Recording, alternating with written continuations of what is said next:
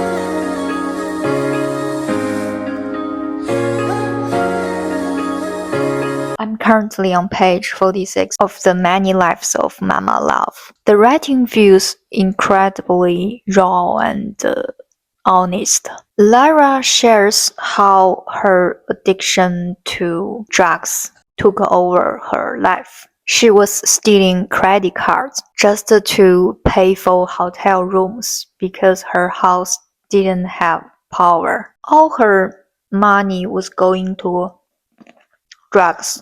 At one point, she lies to a hotel staff member to get by. It's heartbreaking. She's deep in addiction, but still trying to be a good mom. Then one day the police show up at her house. She's arrested right in front of her son. He's crying. She's crying. It's devastating. Now she's in jail, barely eating, consistently thinking about her son. I've got 60 more pages to hit my 100-page goal for the day. So I'm going to keep reading. See you later. This is the tomato I grow in the balcony. Hi, it's 9 p.m. I'm on page 95 of The Many Lives of Mama Love. Just 10 more pages to hit my 100-page goal for the day. Right now, Lara is sharing her experience in jail, her thoughts about herself, her past, and how hard it all is. She meets some younger girls there in jail. They are kind to her, but you can tell they have been through a lot. They are scared and they've been treated badly. While in jail, Lara starts reading a self-help book, and it seems to shift something in her. Her thoughts start turning more positive, and I get the sense that this may be the beginning of real change for her. She's also beginning to confront the truth, admitting to the lies she used to tell, and reflecting on who she was. It's raw and honest, and I'm really feeling the emotional weight of her story. I'm going to finish the last 10 more pages and wrap up day 1. See you tomorrow. Good morning. It's a new day. It's day 2. I'm feeling fresh and ready to keep going. Today, I'm continuing with The Many Lives of Mama Love. This memoir is pretty easy to read, especially compared to the 2 literary fiction books I have lined up next. So I'm going to try and read a bit more today. I'm currently on page 111. 36% of the book, and I'm enjoying it so far. Lara is incredibly honest about her experience, and that rawness is what keeps pulling me in. I will keep reading. See you soon.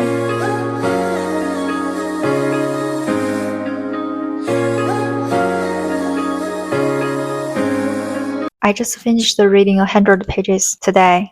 Lara experienced the bullying in jail, but despite everything, she kept growing and getting stronger. She even started helping others around her. She met some good people there, people who supported her. But there are people on the outside who don't want to see her get better, like her ex-husband's wife, her son's stepmother. She's incredibly cruel to Lara.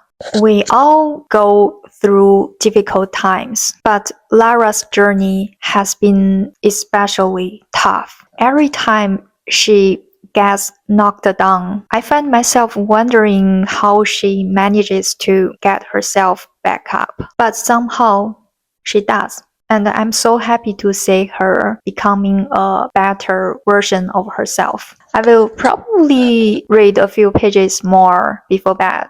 So see you tomorrow. Good morning, it's day 3. Last night I read about 10 pages before bed. I'm on page 220 of The Many Lives of Mama Love. I've got 30% of the book left, so I'm planning to finish it first. Talk to you later.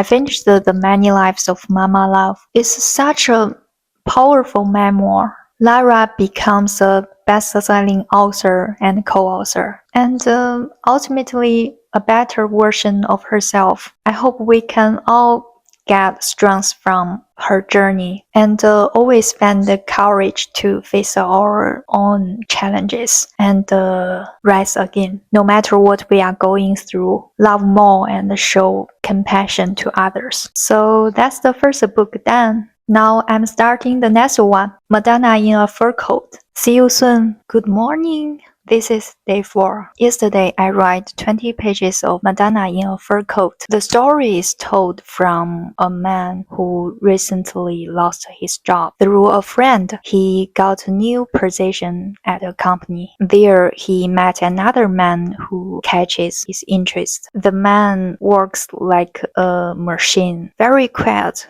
almost emotionless. But one day he discovers a drawing the man made. It's a portrait of the company's boss, who is also his friend. And it looks exactly like him. This mysterious drawing makes the narrator even more curious about the quiet man. I'm now on page 21 of the book, 13% of the book. So it's not a long read. I will keep going. See you.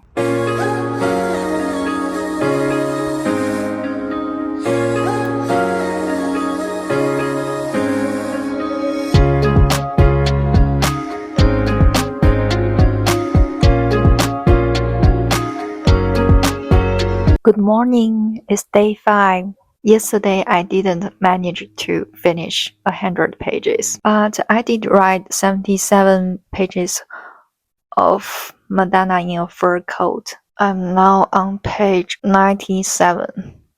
57% of the book. I'm really enjoying it so far. The quiet man turns out to be very ill. He asks the narrator to collect everything from his drawers at the company and return it to him. Among those things, there is a notebook. At first, the man tells the narrator to burn it, but the narrator is deeply interested in him and wants to understand his story. Eventually, the ill man agrees to let him read his notebook. What I'm reading now is the story written in the notebook. It tells the story of the man and a woman he calls Madonna in a Fur Coat. There is a story behind the name, which is also part of the story. This woman is like a dream to him. She brings light to his life and his soul. She's very independent and wise. At one point, she says that men are always trying to get something from women, and they are so confident in doing so. She believes that if a man ever tries to get something from her, it should mark the end of their relationship. I find her so thoughtful and strong. I'm going to keep reading. See you. I finished the Madonna in a Fur Coat. It's a beautiful and heartbreaking story. A story about true love. It reminded me of Adele's song, Someone Like You. Sad, but deeply meaningful. If you haven't read this book, I highly recommend it. Today, I read about 71 pages, so I will need to read 29 pages of my third book, Small Boat, to reach my 100-page goal for the day. So, see you tomorrow. Good morning, it's day 6 of the reading challenge. Just 2 days left in this 7-day journey, and I'm so happy with the progress. Yesterday, I finished the Madonna in a Fur Coat, and then I read 29 pages of Small Boat. That makes exactly 100 pages read yesterday. Small Boat is based on a true story about immigrants trying to reach to the UK from France in a small boat. When the boat began to sink, they called for help, but the rescue came too late. The person who received the call didn't seem to prioritize saving them, and even responded with something like, "Who told you to do this?" The book is told from the perspective of the call receiver with added imagination and interpretation from the author. I'm currently on page 30, 23% of the book. I will keep reading. See you soon. Good morning, it's day 7, the final day of my reading challenge. Yesterday, I didn't hit the 100-page goal. I read 51 pages of Small Boat. I'm currently on page 82 with 28% of the book left. So I should be able to finish it pretty quickly today. One thing I didn't realize when I picked my book for this reading challenge is that 2 of them are quite short. Madonna in a fur coat and this one, Small Boat. At the time, I just thought 3 books should be enough. So today I will finish Small Boat, but I won't start a new book. I will wrap up the video and take the rest of the day to relax. This 100-page a day reading challenge has really helped me build a reading habit. Even after the challenge ends, I think I will naturally want to reach for my Kindle or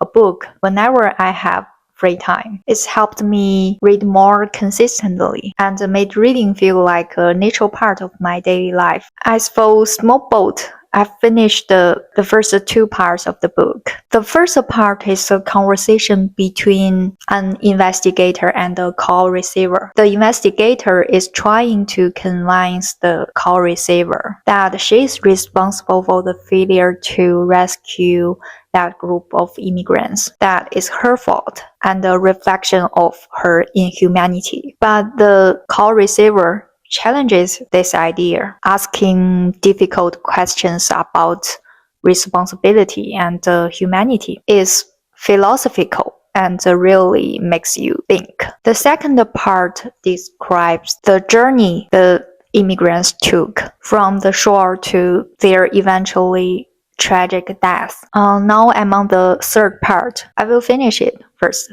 See you soon. I just turned the last page of Small Boat. The third part of the book delves into the mind of the call receiver. It's philosophical, deep, and thought-provoking. It doesn't offer easy answers, but it challenges how we see the world and how we judge others. If you like books that leave you sitting in quiet reflection, Small Boat is a powerful 100-page read that lingers long after you finish it. And with that, I've officially finished all 3 books that I set out to read this week. No, I didn't hit 100 pages every single day. And no, I didn't reach the full 700 pages. I ended up reading 566 pages in total. But you know what? I'm still really proud of myself. In just 1 week, I finished 3 books, and more importantly, I enjoyed them. Each one gave me something I wasn't expecting. These stories stuck with me in quite surprising ways. Each one brought something different. The many lives of Mama Love reminded me of that redemption is possible, no matter how far you have fallen. Madonna in a fur coat showed me how deeply silence and love can coexist, and how some stories stay with you long after they end. And Small Boat, it left me thinking about responsibility, empathy, and how easy it is to look away when something is too uncomfortable to face. This 7-day reading challenge, was it easy?